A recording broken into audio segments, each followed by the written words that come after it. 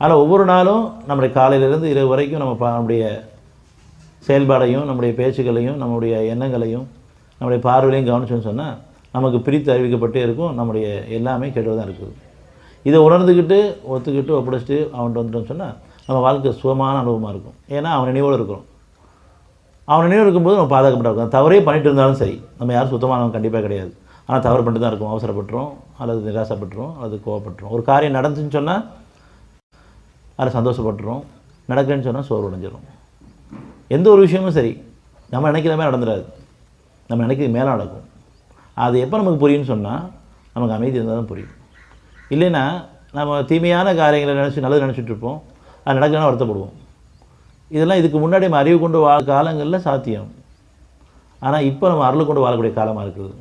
நம்ம அவன் பொறுப்பில் இருக்கிறோம். அதனால் நம்ம போக்குக்கு விட்டுற மாட்டான். நீங்கள் ஒன்று விரும்புவீர்கள், தீமை இருக்கலாம், நம்ம இருக்கலாம். நீங்கள் அறிய மாட்டீங்க, இறைவன் தான் அறிவான்.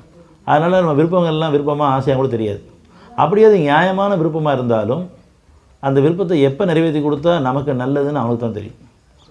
இல்லைன்னு சொன்னால் அந்த விருப்பம் நிறைவேறும் பொழுது நம்ம மீண்டும் அதை இணை வைக்க ஆரம்பிச்சிடுவோம், அல்லது அதில் பெருமுகல் ஆரம்பிச்சிடுவோம், அல்லது அவசரப்பட ஆரம்பிச்சிடுவோம், அதை வீண்வினை பண்ண ஆரம்பிச்சிடுவோம், உணர்ச்சியில் போக ஆரம்பிச்சிடுவோம்.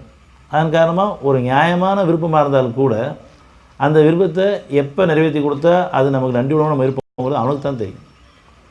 அதனால் எதுக்குமே அவசரம் வேண்டாம், பொறுமை வேணும், அமைதி வேணும். 4:123.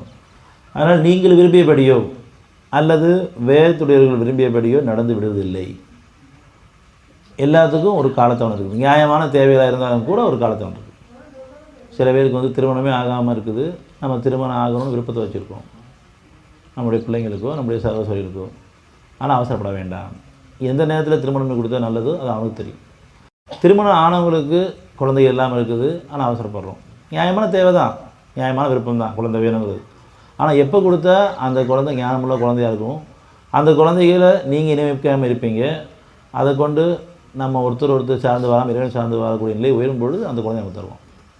இப்படி எந்த ஒரு காரியமும் சரி நியாயமான தேவைகள் தான். ஒரு வாகனம் வேணும்னாலும் சரி, பொருளடிப்பில் சரி, ஒரு வீடு வேணும்னாலும் சரி, எந்த பிரச்சனை எந்த தேவை எப்போ கொடுத்தா நீங்கள் அவனுக்கு நன்றியோடு இருப்பீங்கன்னு அவனுக்கு தெரியும். நம்ம எல்லாருமே அந்த சூழலில் தான் நம்ம மாறி போகிறோம். அதனால் நம்ம தகுதியை உயர்த்தி இறைவன் தருவோம். அவசரப்பட்டோன்னு சொன்னால் அதுக்குண்டான விளைச்சல் தான் இருக்கும். பொறுமையோடு இருந்தால் பொறுமையாளர்கள் தங்கள் கூலியை நிச்சயமாக கணக்கின்றி பெறுவார்கள் எல்லா வகையிலையும். அதனால் நமக்கு அவசரம் வேண்டாம், பொறுமை வேணும், பொறுமை வேணும் என்று கேட்டிருந்தோம்னு சொன்னால் பொறுமையும் கொடுத்துருப்பான். அந்த பொறுமைக்கு நன்றியோடு நம்ம இருக்க வேண்டும். நம்ம அதை கவனிக்க தவறிட்டோம்.